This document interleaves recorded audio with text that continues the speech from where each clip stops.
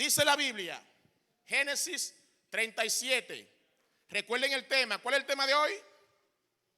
El lado positivo de la adversidad. Repítalo conmigo. El lado positivo de la adversidad. Dios bendiga a mi hermano Isaías. Isaías, cuánto gusto verte a ti en la casa de Dios. Te bendiga más, manito. El lado positivo de la adversidad.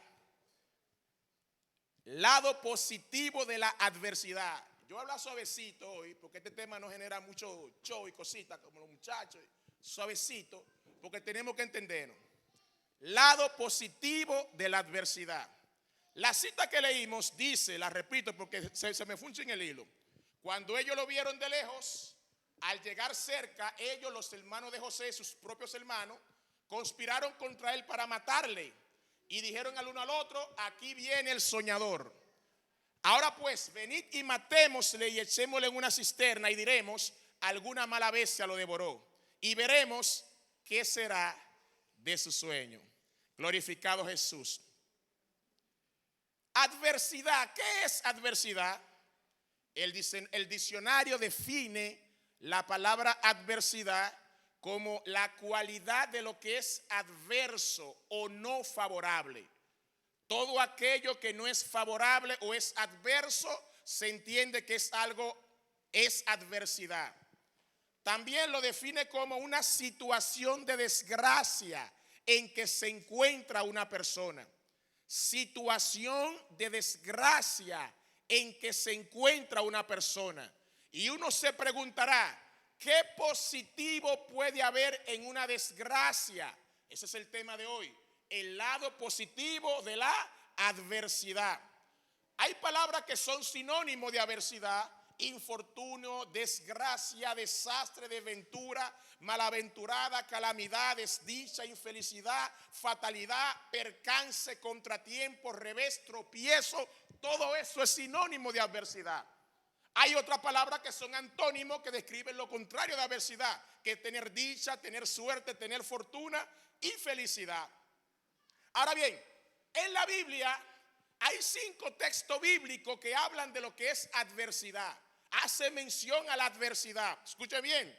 Uno se encuentra en el libro de los Salmos, su capítulo 35, 15, donde dice el salmista: pero ellos se alegraron de mi adversidad y se juntaron contra mí gente despreciable, y yo no lo entendía. Me despedazaban sin cansancio por mi adversidad. Salmo 49, 5 dice: ¿por qué he de temer en los días de adversidad, cuando la iniquidad de mis opresores me rodeare? Proverbio 12, 21 dice algo muy importante: ninguna adversidad acontecerá al justo, mas los impíos serán colmados de males. Escuche bien, dice el proverbista: ninguna adversidad le acontecerá al justo, pero los impíos son colmados de males. Eclesiastés 7:14 dice, y me gusta ese proverbio, porque cuando uno lee el texto bíblico y él te enseña que ninguna adversidad le acontecerá al justo, ninguna, y cuando dice ninguna se refiere ninguna. ¿Y qué es lo que es ninguna? Ninguna. Qué profundo, ¿eh? ¿Qué es lo que es ninguna? Ninguna. Qué profundo, ¿eh? Pero tú dices, pero ve acá. Por eso es que hay personas que muchas veces empiezan y claudican en contra del texto bíblico. Pero ¿y cómo que ninguna adversidad le acontece al justo? Y lo que me está pasando a mí, ¿quiere decir que yo no soy justo? A veces cuando estamos pasando problemas y dificultades, y entonces se contradice el texto bíblico. Y lo que Job pasó no fue adversidad y no era justo. Y lo que pasaron muchos hermanos que pasaron azotes, fueron muertos, no fue adversidad y no son justos. Por eso es, mis hermanos, que nosotros no podemos hacer exégesis o hacer doctrina de un texto bíblico, porque muchas personas malinterpretan el texto y te lo aplican Si tú, y principalmente el ministerio, la gente que le gusta predicar prosperidad, no, la Biblia dice que ninguna adversidad acontecerá al justo. Y si te está pasando algo, es porque tú no eres justo, algo tú hiciste. La misma mentalidad de los amigos de Job, cuando fueron y le acusaron, porque el pueblo entendía la cultura que al justo, como dice un salmo, un texto, el justo como la palma florecerá. Y si el justo florece como la palmera, no le puede venir ninguna adversidad. Entonces hay gente que se pone entre encrucijadas y dice, ¿y qué será lo que está pasando conmigo? ¿Será que yo no soy tan buen cristiano por la adversidad que me viene? Y le explico por qué. Otro texto, Eclesiastés 7:14 dice, importantísimo, en el día del bien, goza del bien, y en el día de la adversidad, considera. Oigan, ¿por qué? Dios hizo tanto lo uno como lo otro. Dios hizo tanto lo uno como lo otro, a fin de que el hombre nada halle después de él. Isaías 45:7 dice algo más fuerte todavía.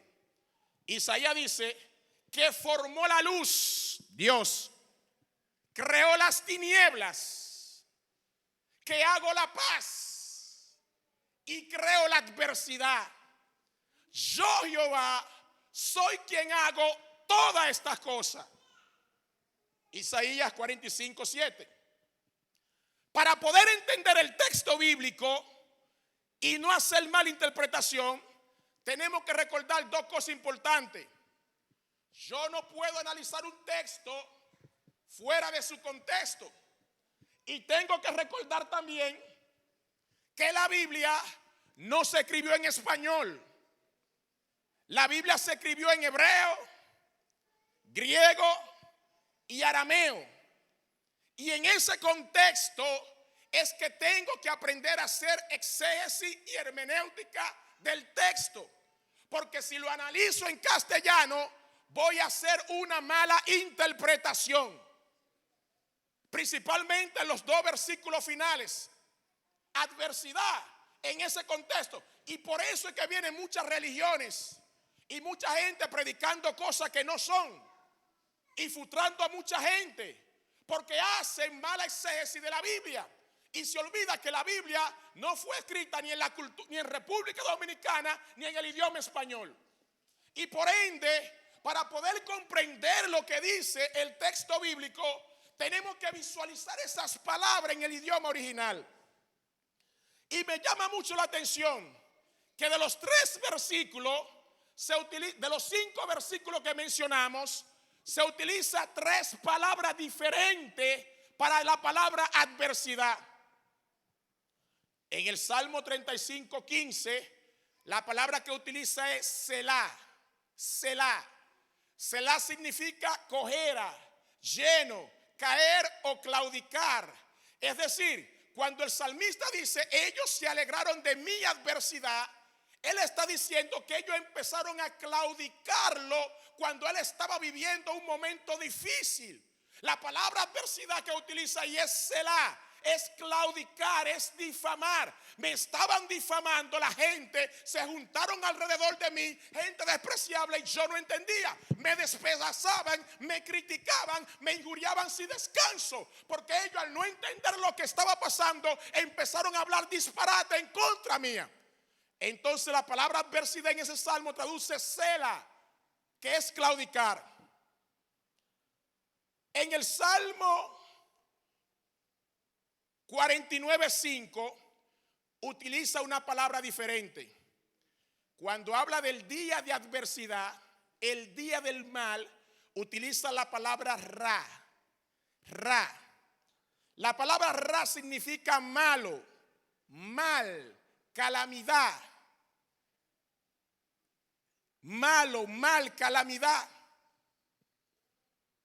Y por eso es que el salmista, cuando habla en el Salmo 49:5, dice, ¿por qué he de temer en los días de adversidad? En los días ra, en los momentos malos, en los momentos difíciles? ¿Por qué yo he de tener temor cuando la iniquidad de mis opresores me rodeare? ¿Por qué tengo que temer? Utiliza la palabra ra. En el libro de los Proverbios, su capítulo 12, 21, cuando él dice: ninguna adversidad acontecerá al justo, mas los impíos serán colmados de males, él no utiliza la palabra ra, que significa día malo, no utiliza la palabra selá, que significa claudicar. Es decir, que al justo lo pueden claudicar, al justo le pueden venir días malos. Ahora, el problema que él dice, él utiliza la palabra aven. La palabra hebrea que utiliza es aven, que no es la misma que utiliza en los versículos anteriores. Adven significa afanarse en vano, reducirse a nada. Cuando él dice ninguna adversidad acontecerá al justo, él está diciendo que tú como justo, el producto de tu trabajo no será en vano. Lo que tú haces en el Señor Jesús tiene su precio, porque no hay nadie. Y en ese contexto es que dice el salmista: yo no he visto justo desamparado, ni su simiente que mendigue pan, porque todo el que trabaja en la viña del Señor no es en vano. Y eso dice el apóstol Pablo. Iglesia, sigan creciendo en la gracia y el conocimiento del Señor Jesús, sabiendo que vuestro trabajo en el Señor no es en vano. Ninguna adversidad acontecerá al justo. No es ra, no significa día malo, no significa aven, que no te van a criticar. Significa que tu trabajo en Dios no es en vano. Lo que tú haces para la obra de Dios, lo que tú siembras para el reino, lo que tú haces para bendecir a los demás, no es en vano, porque Dios ha de bendecir a todo aquel que le es fiel. Y ya lo dijo el profeta, cuando él vio que Dios a todo el mundo le da una recompensa, y él le dice: manténganse firme y constante, dice el apóstol, creciendo en la gracia de vuestro Señor Jesucristo, sabiendo que vuestro trabajo en el Señor Jesús no es en vano, no es aven, no es en vano. Ahora, cuando así leemos, el texto tiene otra anotación. Hello, tiene otro contexto. Ninguna adversidad acontecerá al justo. Porque la gente dice: bueno, si lo leo en español, pero al hermano tal, a la hermana tal, le está pasando situaciones difíciles. Es que ella no es justa. No, es que ese no es el contexto. Y esa es la debilidad del idioma español, que utiliza una sola palabra para representar muchas cosas. Pero hay otros idiomas como el hebreo que son más precisos en su traducción. Y por eso uno tiene que tener mucho cuidado en aplicarle texto bíblico a la gente fuera de contexto, porque entonces estamos haciendo una muy mala interpretación.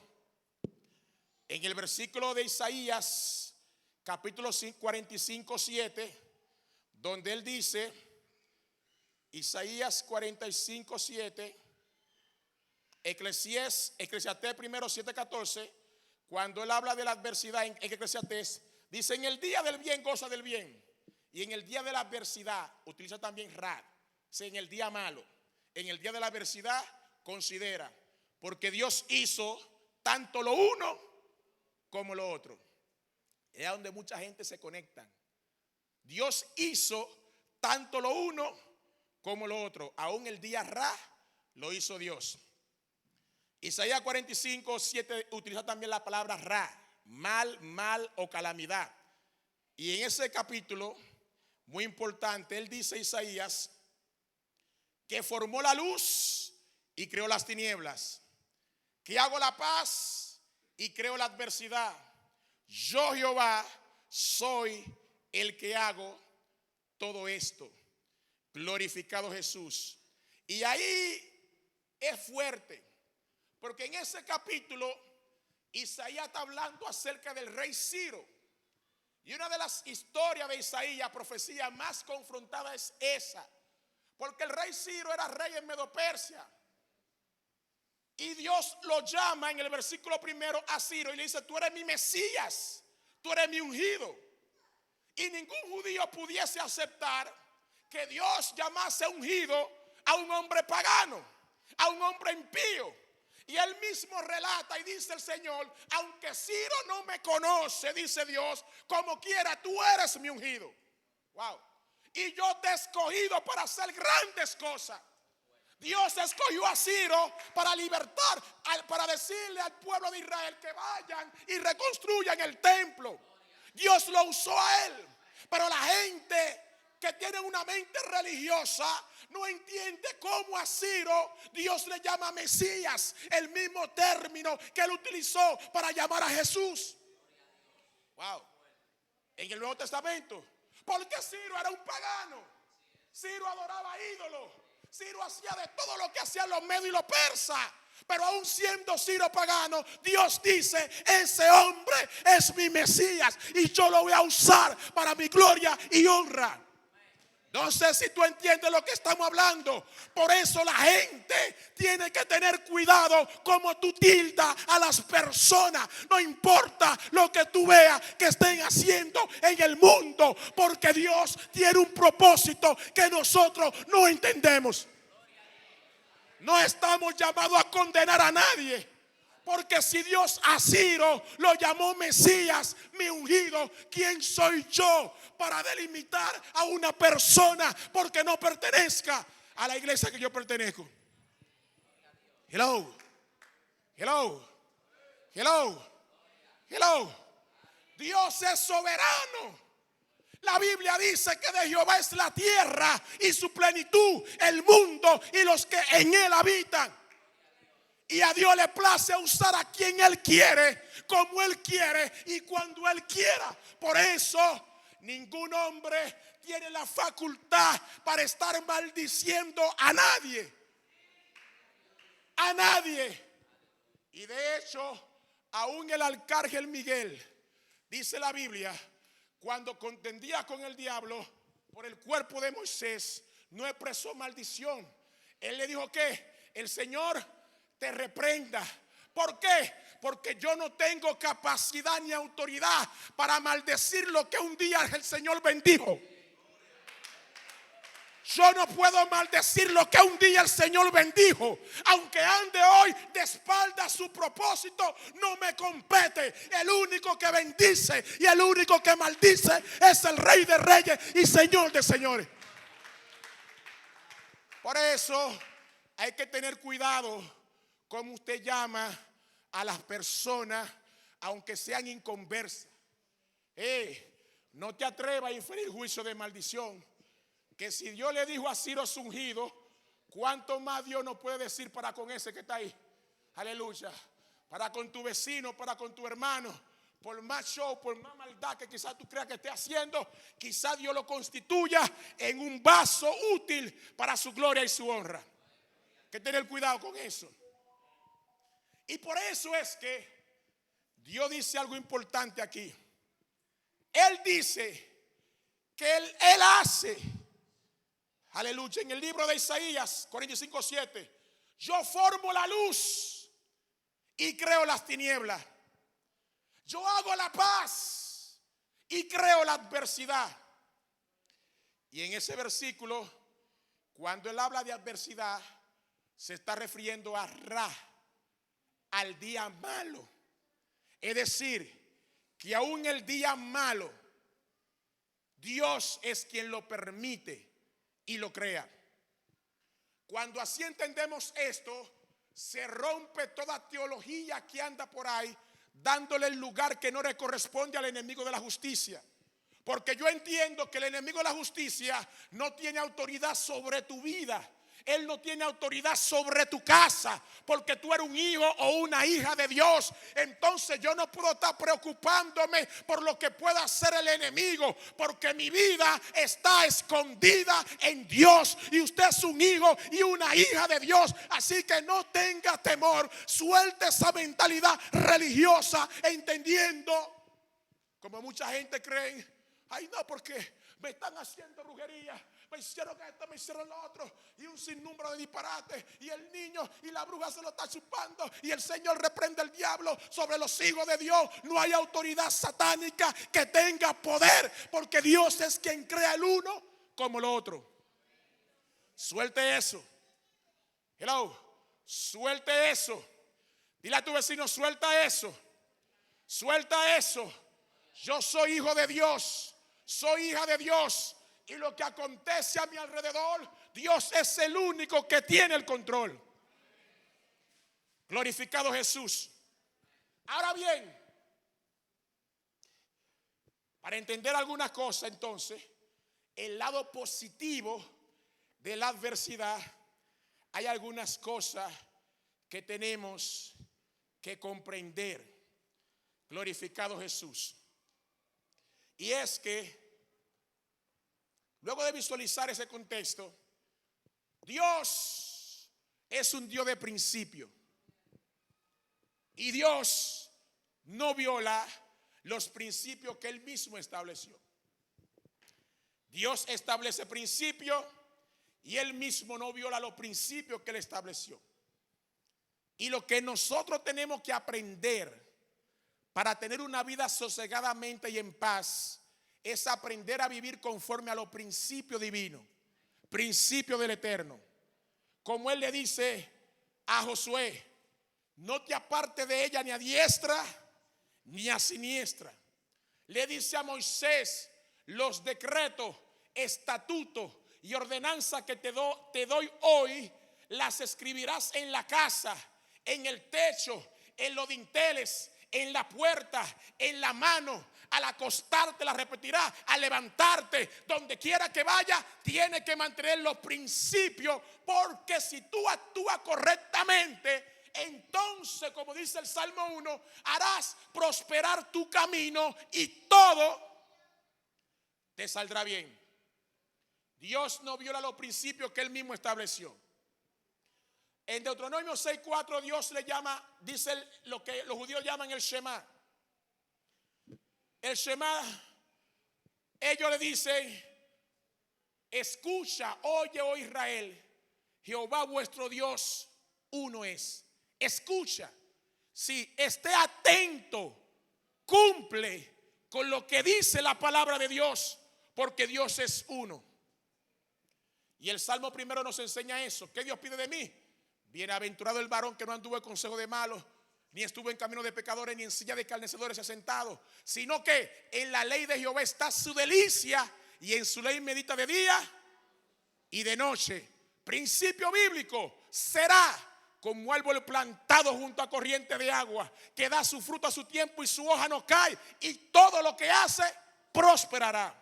No así los malos, que son como el tamo que arrebata el viento. Glorificado Jesús. Tenemos que entender algo presente, que tanto los ángeles, arcángel, como el adversario, Dios lo formó.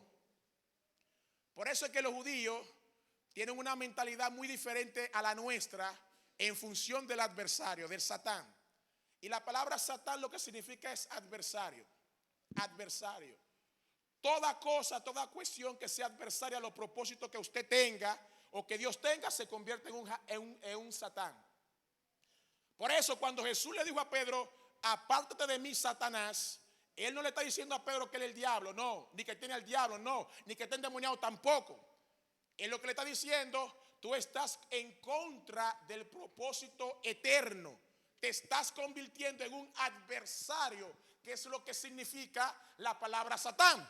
Y Él le dice, no es necesario que así acontezca, y apártate de mí, porque ese es el concepto, adversario. Y nosotros tenemos que entender que las adversidades nos ayudan a crecer.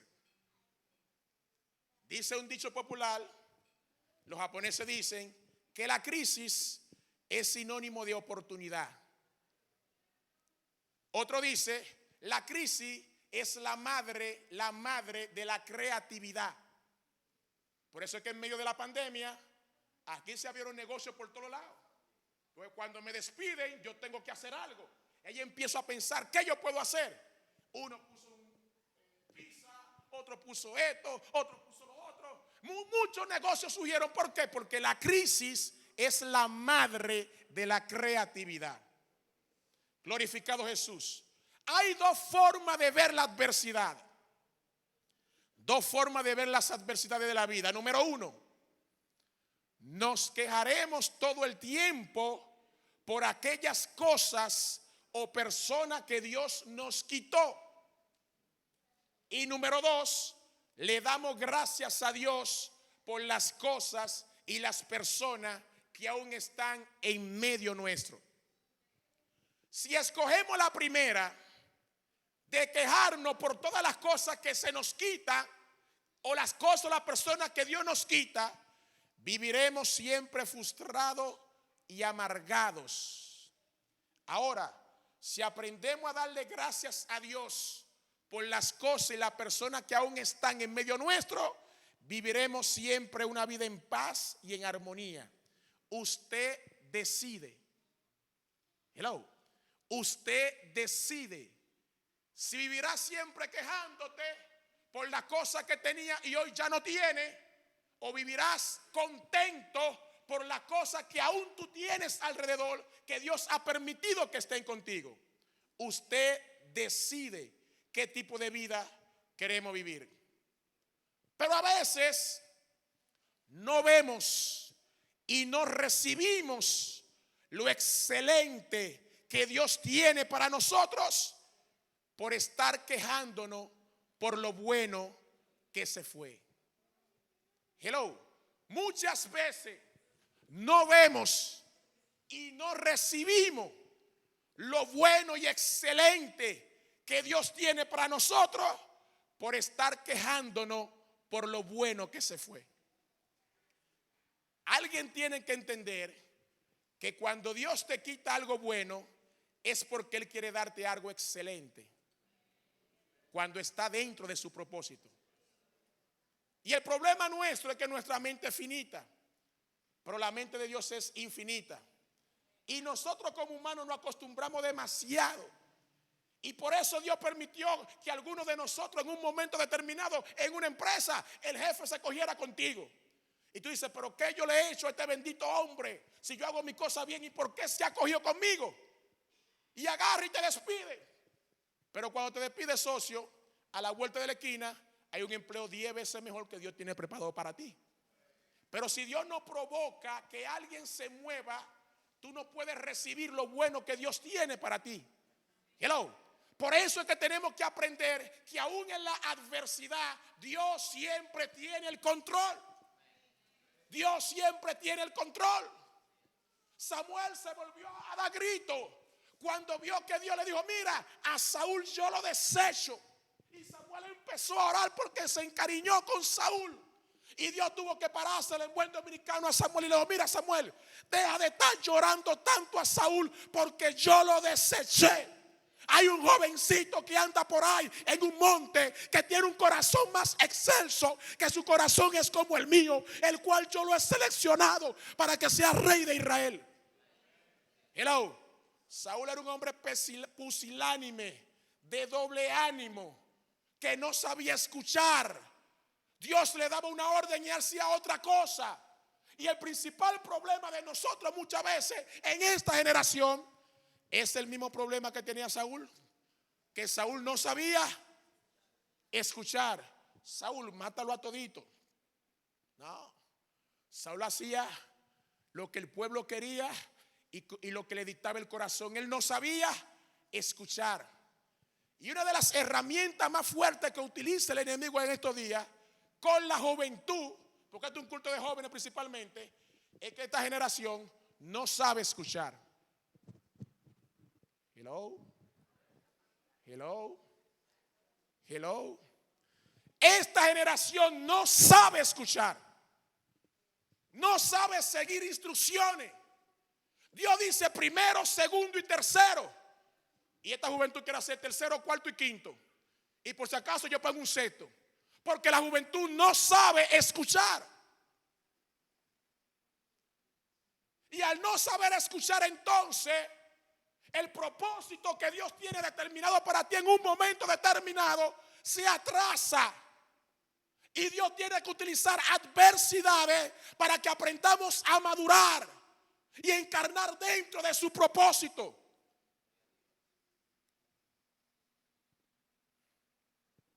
La clave del éxito personal en lo secular y espiritual tiene que ver con disciplina, disciplina, disciplina. Pero esta juventud no entiende eso. Digo, no los de aquí son buenísimos, la gente de afuera por allá. Disciplina. La disciplina encarna puntualidad. La disciplina encarna responsabilidad. La disciplina encarna yo cumplir con mi llamado. Pero cuando tú menosprecias lo que es sagrado, Dios no te va a integrar lo que está afuera. Si yo no presto atención a lo sagrado que le pertenece a Dios, Dios no te va a entregar lo que está afuera porque no está capacitado. Hello. Si yo no valoro lo que yo hago, miren, por más sencillo que usted lo vea, lo que usted hace en el servicio de Dios se reflejará en toda el área de tu vida. Porque hay un principio que enseña que tú nada más tienes que encargarte y ocuparte de lo de Dios y Dios se va a ocupar de lo tuyo. Ocúpate de lo de Dios y Dios se va a ocupar de lo tuyo. Pero si soy indiferente a lo de Dios, Dios también va a ser indiferente a lo tuyo. Hello. Por eso hay gente socio.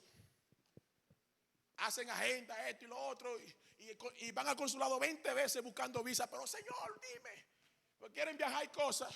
Y cada vez que van, cancelado, cancelado, cancelado, cancelado. No aplica. ¿Por qué? Porque tú no has aprendido a honrar a Dios. Hello. Se dañó el mensaje. Miren, qué batalla. No has aprendido a honrar a Dios. Y hasta que yo no aprenda a madurar y a ser fiel en lo poco, el texto bíblico dice, por eso digo que la vida cristiana es cuestión de principio. Si en lo poco tú fuiste fiel, Dios dice, en lo mucho te pondré. Pero cuando yo no aprendo a ser fiel en lo poco que Dios me da, como líder de canto, líder de adoración, líder de música, líder de esto, líder de cuidado pastoral, líder de oración, en lo poco que Dios te da, tienes que aprender a ser fiel. Y tú te preguntas, ¿y por qué Matilde y Hermenegildo tienen 20 años orando y pidiendo una oración y todavía nada? Si tú no aprendes a ser fiel en lo poco, Dios no te va a poner lo mucho. Principio. La vida cristiana es cuestión de principio. Y lamentablemente hay gente aquí no, en otro sitio, en el evangelio, que tú no le puedes decir absolutamente nada, porque ellos se lo saben todo. Hello. En la vida, en la casa y en la familia, nada le puede decir. Isaías, ¿se creen que se lo saben todo, Isaías? Y el peor error de nosotros es cuando no sabemos escuchar. Papá, mamá se cansan de aconsejarlo. Ay, no, ay, no, ay, no. No espere que Dios va a venir y te va a hablar Juan de los Mateos, Teodoro Folbe. No, Dios te va a hablar por tu papá, por tu mamá, por tu pastor, por tu líder, por la palabra. Dios te va a hablar. Por eso Jesús dice, si tú no aprendes a amar a estos que están alrededor tuyo, ¿cómo tú dices que tú me amas a mí al cual tú nunca me has visto? Dios se refleja a medida que nos relacionemos con los demás. Pero declaramos una generación diferente, generación de oídos y ojos abiertos en el nombre poderoso de Jesús.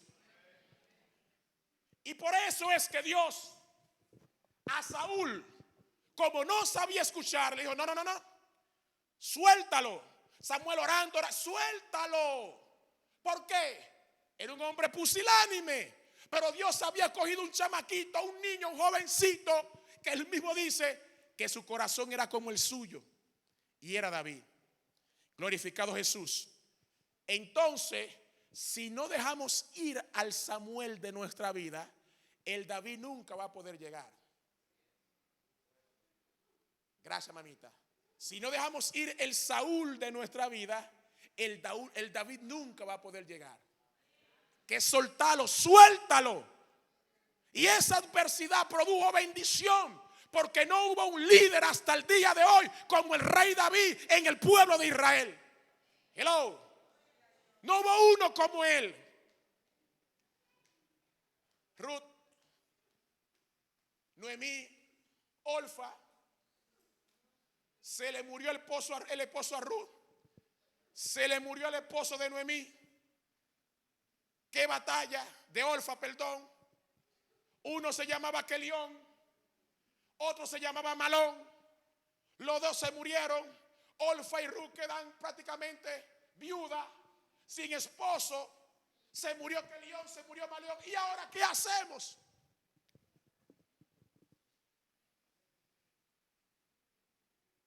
Orfa se devuelve.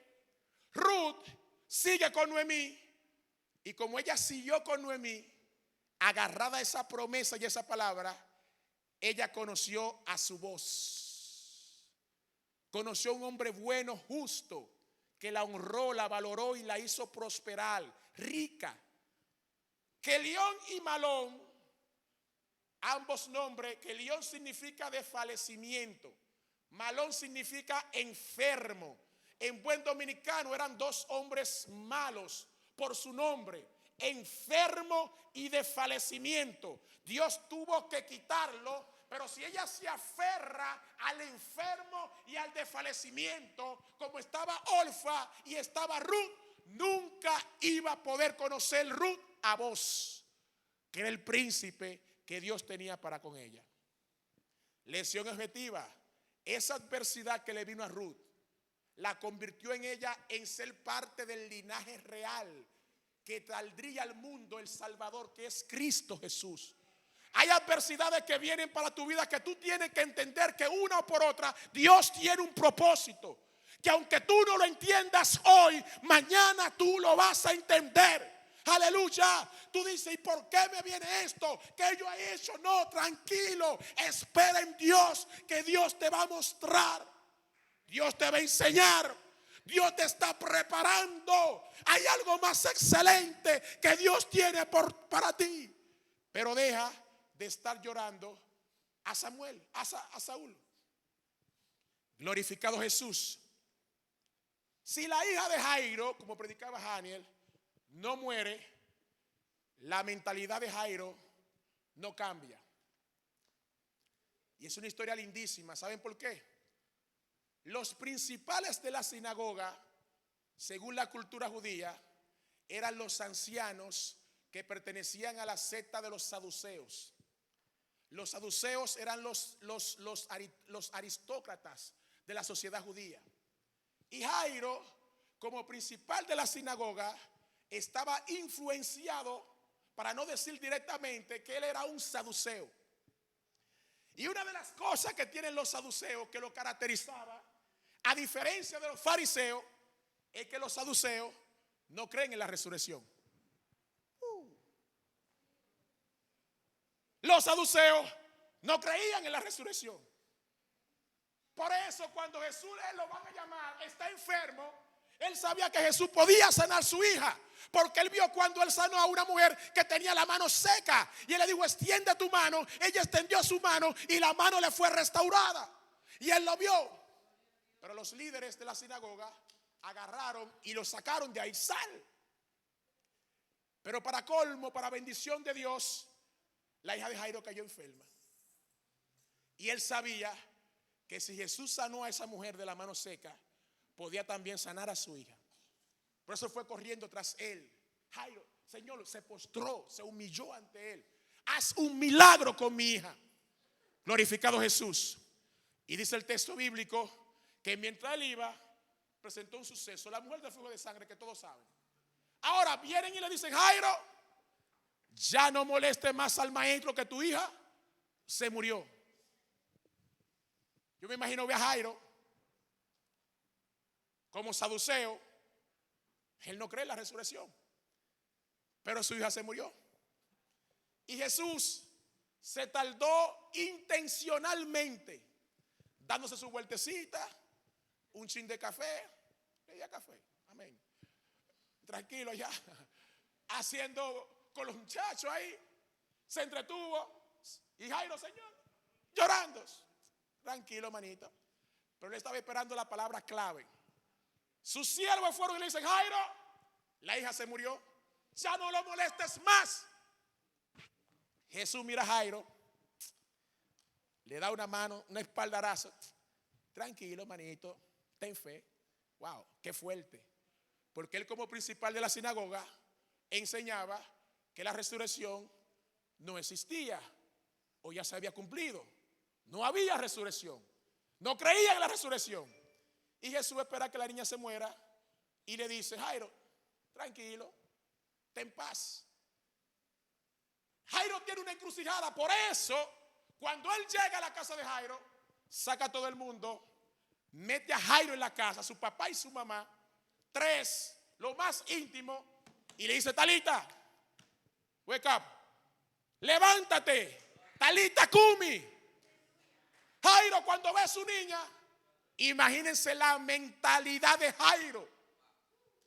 Yo no creía en la resurrección, pero automáticamente yo sé que hay poder en el nombre de Jesús.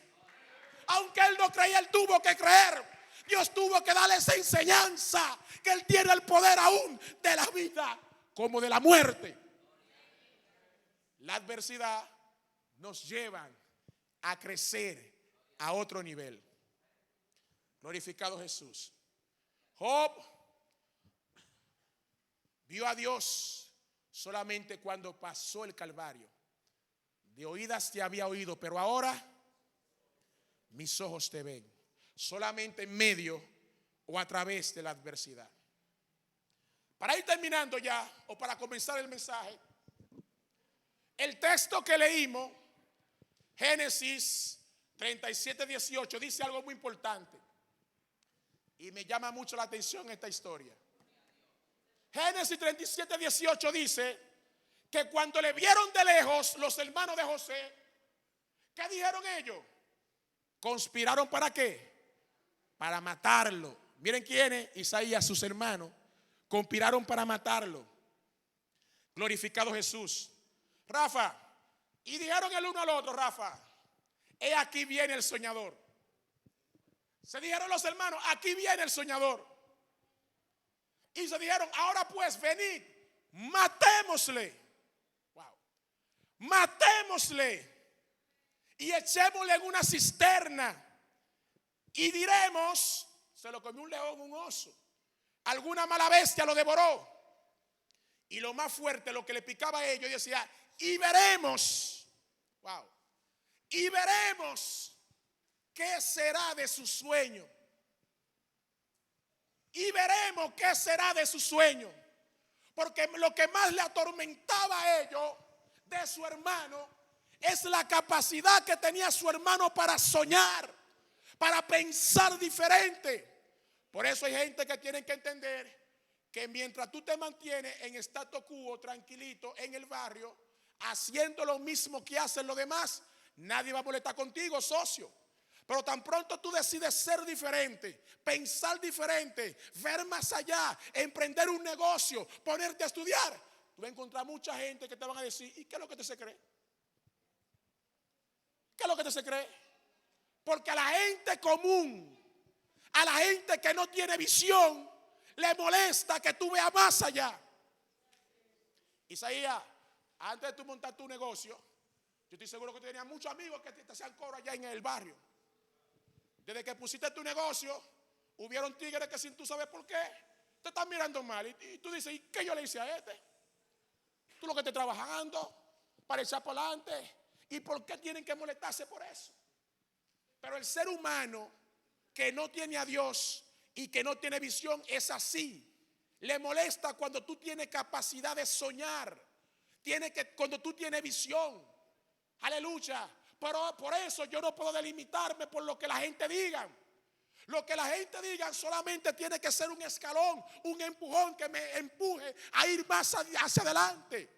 Y yo tengo que seguir avanzando por encima de las circunstancias. Yo no puedo pensar igual como piensan los demás. Yo no puedo pensar igual como piensa la mayoría. Porque el gen que Dios puso en ti, la simiente que está en tu vida es diferente. Tú has sido marcado y marcada con una simiente santa. Y por ende hay mucha gente que te van a claudicar contra ti y van a querer matar lo bueno que Dios puso en ti. Ahí viene el soñador. Matémosle y veremos qué será de su sueño. Glorificado Jesús. Porque hay gente que se levantan no contra tu persona, sino contra lo que Dios puso en tu corazón. Hello. Hello. Contra lo que Dios puso en tu corazón. Y su finalidad es desvanecer su sueño. Su odio, su motivo de odio, no era porque el Padre le amaba más que a ellos. Era simple y llanamente por su sueño. Glorificado Jesús. Por eso es que el enemigo se alegra cuando la iglesia deja de soñar. Hello. Hello. El enemigo se alegra cuando la iglesia deja de soñar. Porque aquel que no tiene capacidad de soñar, lentamente se va muriendo. Una iglesia sin sueño es una iglesia muerta. Una familia, una persona que no sueña es una persona muerta. Por eso es que la iglesia no puede dejar de soñar. No importa lo que usted esté viendo. El mundo está difícil, la generación está difícil, pero la Biblia dice que las puertas del Hades no prevalecerán contra ella. Nunca deje de soñar y no permita que nadie cautive ni corte tu sueño. No deje de soñar, no deje de crecer, no deje de trabajar.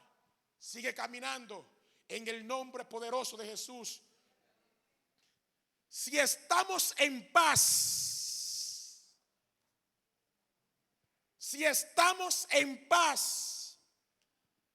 es porque quizás hayamos abortado nuestro sueño. Hello. Porque mientras tengamos los sueños, habrán dificultades, habrán adversidades. Glorificado. Porque hay gente que dejan de luchar por su sueño por temor a las adversidades. Glorificado Jesús. Pero cuando tú eres marcado con un propósito, aleluya, glorificado Jesús, tú no permites que la adversidad corte el propósito que Dios ha hecho para contigo. Glorificado Jesús. ¿Por qué? Porque la adversidad es parte del cumplimiento. Hello. La adversidad es parte del cumplimiento. Si el Mesías no pasa por el Getsemaní, no se cumple el propósito de Dios. Si el Mesías no lo llevan a la cruz, no se cumple el propósito de Dios. Por eso él dijo: Padre, pasa de mí esta copa sin que yo la beba, pero que no sea mi voluntad, sino la tuya. Alguien tiene que entender que la copa que tú estás viviendo, no importa cómo se llame, es un propósito de parte de Dios. Y es el propósito que te va a llevar hacia la cruz. Porque solamente cuando subimos a la cruz tendremos la garantía de resurrección. No hay resurrección sin cruz. No hay victoria sin proceso. Tiene que haber batalla para poder disfrutar la victoria. Pero muchas veces queremos victoria, pero no queremos la batalla. Hello. Y alguien dice un corito que batalla no es batalla si no viene la prueba. Vienen las batallas, pero esas batallas son que te van a ayudar a crecer, porque te van a acercar al propósito eterno de Dios. Si los 3 jóvenes hebreos no son lanzados al horno de fuego, no hubieran visto el cuarto que camina con ellos. Güey, ¿no lo ven? Alguien tiene que entender que si tú estás viviendo un horno de fuego, mi hermana, es porque muy pronto se va a manifestar la mano de Dios sobre tu vida. No importa lo que tú estés viviendo, muy pronto se va a manifestar la mano de Dios sobre tu vida. Hay gente, la mayoría de los personajes bíblicos que tuvieron un encuentro con Dios, no fue en momento de bonanza, fue en momento de adversidad. Aleluya. Jacob se encontró con el ángel mientras huía de su hermano que lo quería matar, y huyendo en un monte se acotó y vio una escalera que subía ángeles por ella y dijo: cuán terrible es este lugar, y yo no lo sabía. Pero él andaba corriéndole a su hermano que lo quería matar. En su adversidad tuvo un encuentro con el ángel de Jehová, peleó con él y le dijo: si tú no me bendices, aleluya. Y eso es lo que tiene que hacer cualquier persona en medio del proceso, llenarse del espíritu de Jacob. Y aunque sienta que estés desmayando, agárrate de la promesa de Dios y reclama tu bendición. Si tú no me bendices, no te vas. Porque Dios es experto exhibiéndose en medio de tu proceso. Wow. Glorificado Jesús. Dios se engrandece en bendecirnos en medio de nuestro proceso. Pablo fue llamado con propósito, y a Pablo le profetizaron Agabo, las hijas de Agabo y el Espíritu Santo: mira, vas a tener prisiones como malhechores. Y cuando a Pablo le decían eso, él se ponía contento. Gloria a Dios, porque yo no soy digno de padecer por mi maestro. Gloria a Dios. Y por eso él cantaba y decía: las aflicciones, aleluya, del tiempo presente. Las aflicciones del tiempo presente no se comparan con la gloria venidera que se ha de manifestar. No importa cómo yo esté, lo importante es que cuando Cristo se manifieste en gloria, yo quiero estar presente. Porque cuando Él se manifieste, ya no habrá cáncer. Cuando Él se manifieste, no habrá minusválidos. Cuando Él se manifieste, no habrán ciegos. Cuando Él se manifieste, los oídos de los sordos se abrirán. Los ojos de los ciegos serán abiertos. Cuando Él se manifieste, todas las cosas serán como el principio. Por eso el apóstol, viendo esa visión, dijo: tranquilo, mi hermano, que las aflicciones del tiempo presente no han de compararse con la gloria que ha de ser manifiesta. Cuando Él se manifieste, tú vas a correr otra vez. Aleluya. Glorificado Jesús. Porque Dios completa, Dios establece, Dios restaura todo lo que haga falta. Glorificado Jesús.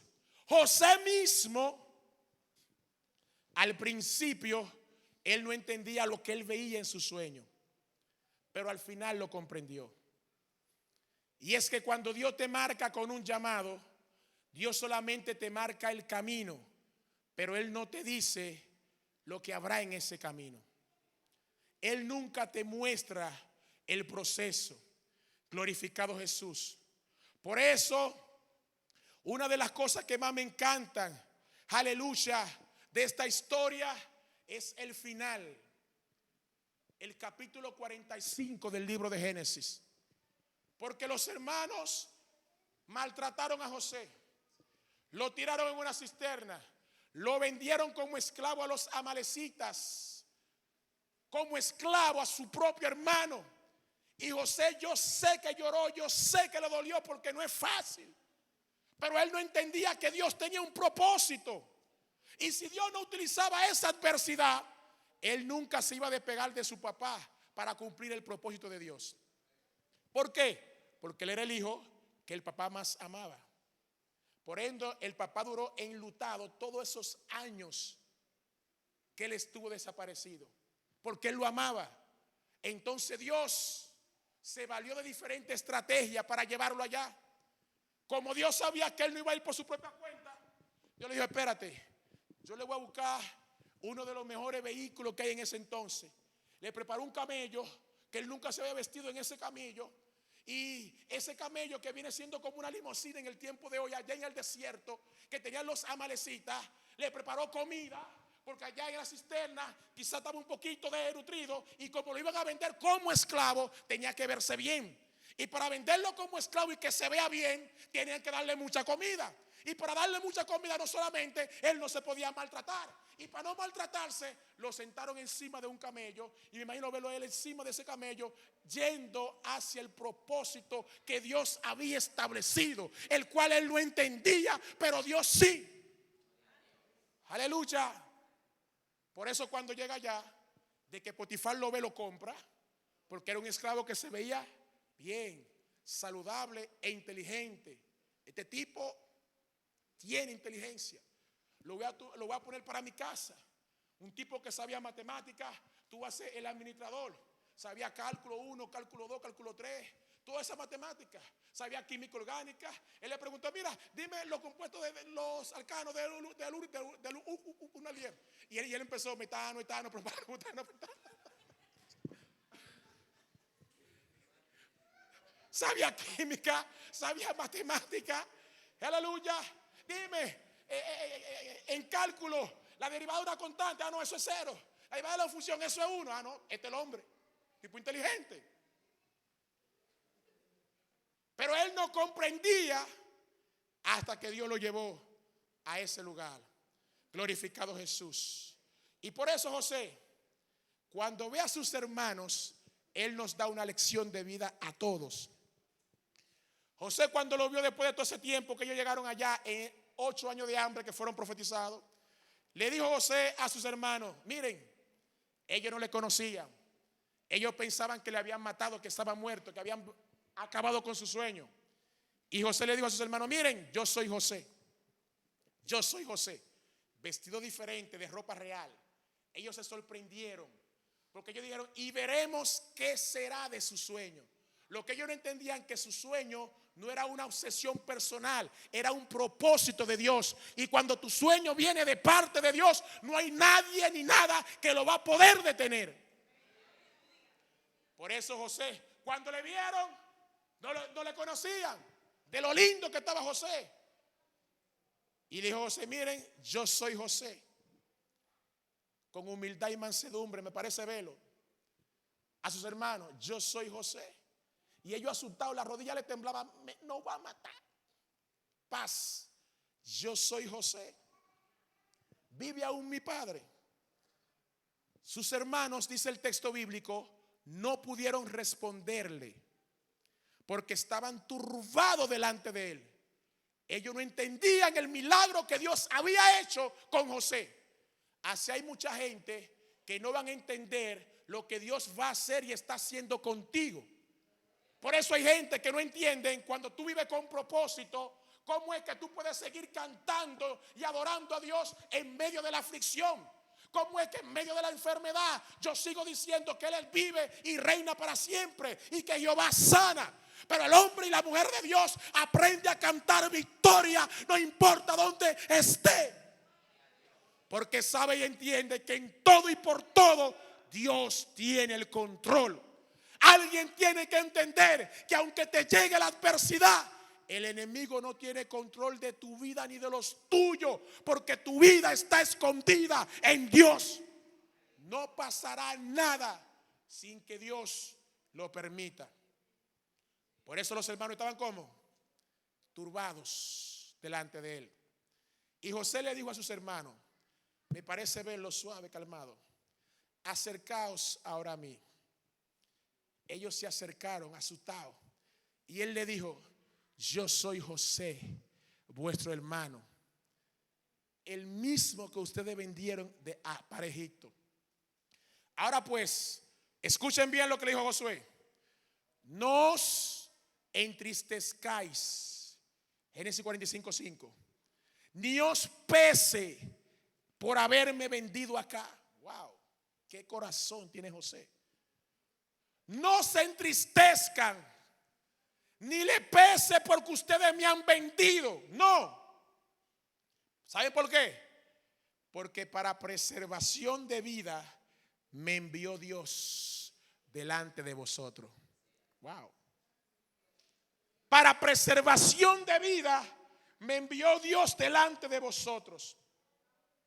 Él le dice que haya habido 2 años de hambre en medio de la tierra y aún quedan 5 años en que ni habrá arada ni siega.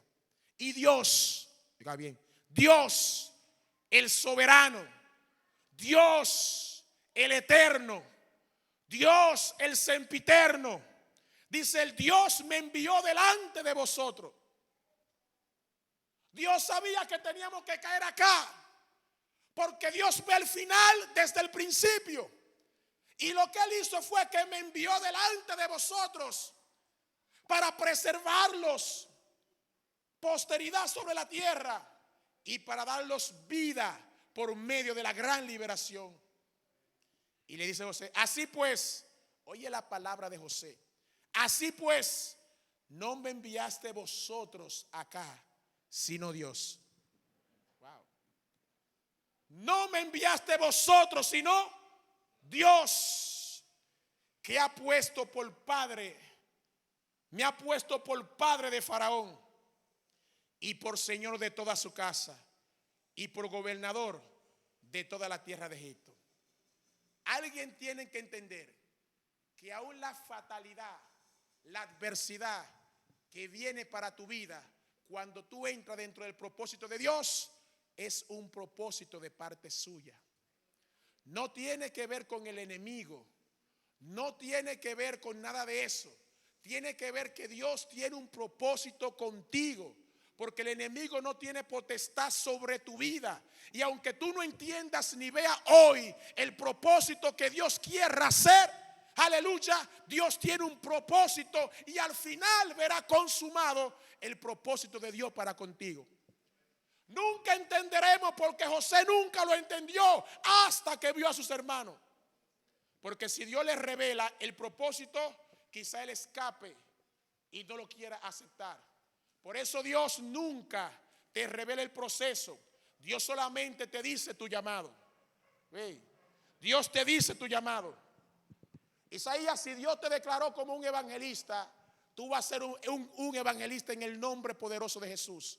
Ahora hay un problema, manito, que en el proceso tú no sabes lo que Dios va a hacer en el camino para que tú te encuentres con tu llamado. Porque muchas veces nosotros estamos corriendo, mi hermano, al propósito que Dios tiene para con nosotros. Y por eso Dios utiliza diferentes estrategias, porque Él quiere salvarte por amor a ti, como Él dice para su pueblo, por amor a ti, glorificado Jesús. Él utiliza cualquier medio para que tú entres al propósito eterno de Dios. Por eso José nunca maldijo a sus hermanos que le vendieron y lo claudicaron.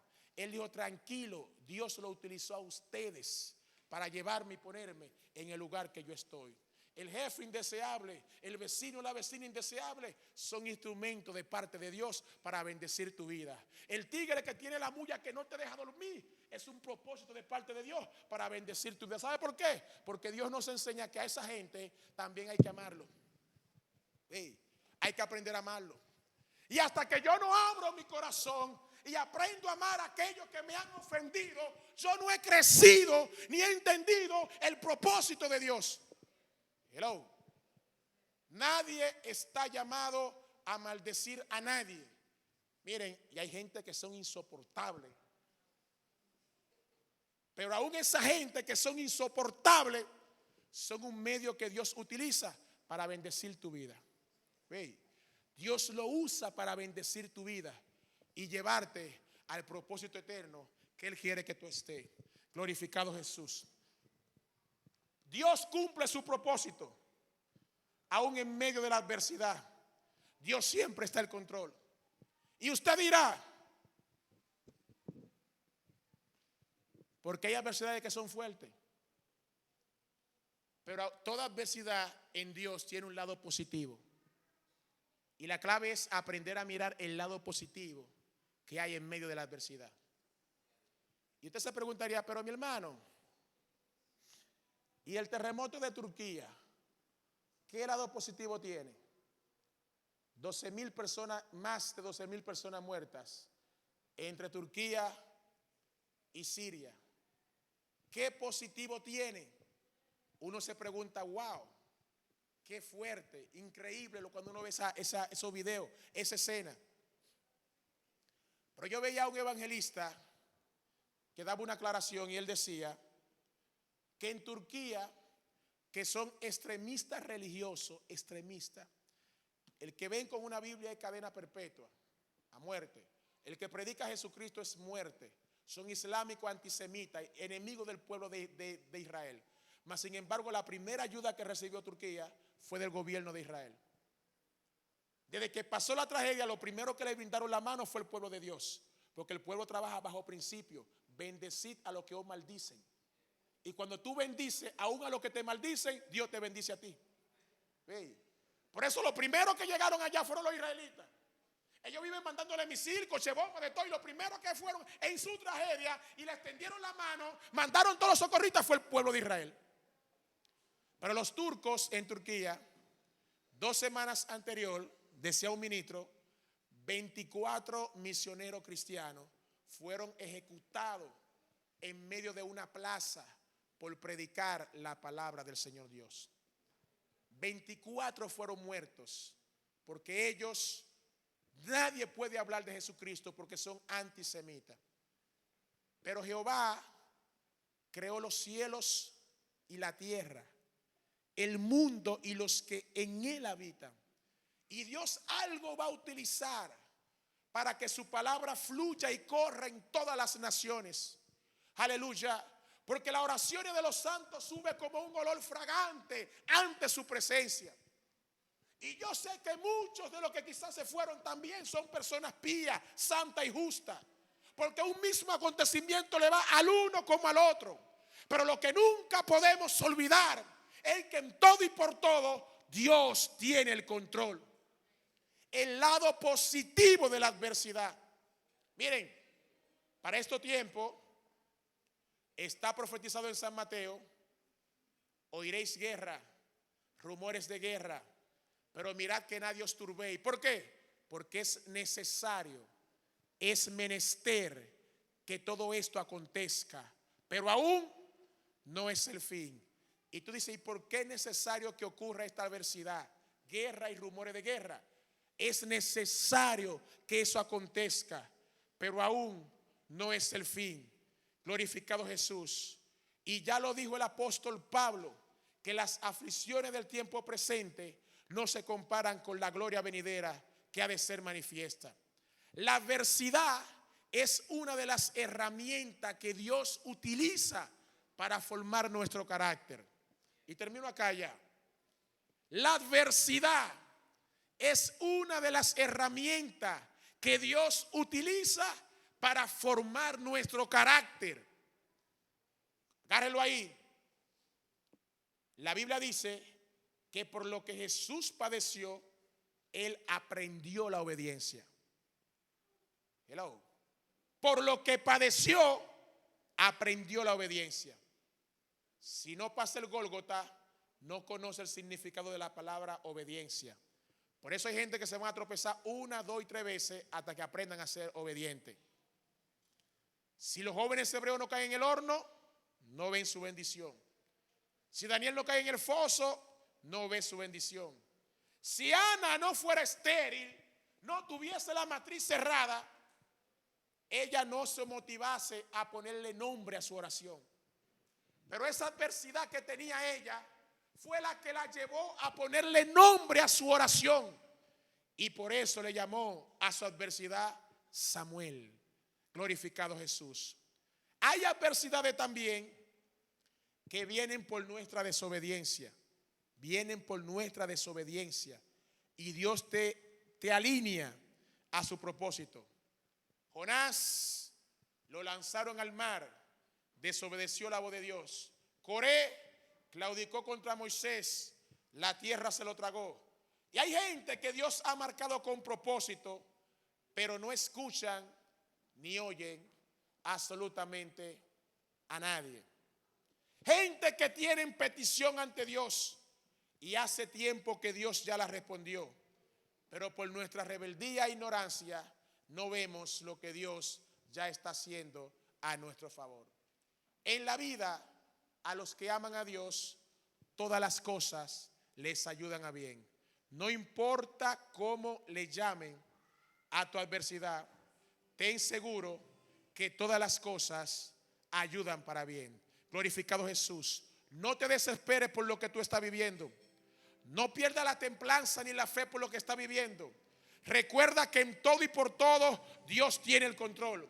Cuando estoy pasando por el horno de fuego, por el proceso, es porque Dios quiere formar mi carácter. Dios está moldeando su carácter para que nosotros entendamos que no dependemos de nosotros, mi hermano. Yo dependo de Cristo. Hello. No dependo de mi capacidad ni de mi inteligencia. Yo dependo de Dios. No dependo de mi astucia, dependo de Dios. Aleluya. Y eso lo aprendo en medio de la adversidad. El lado positivo de la adversidad. Queremos orar por los amigos que están aquí en esta noche, para que Dios nos ayude a ver y entender su propósito para con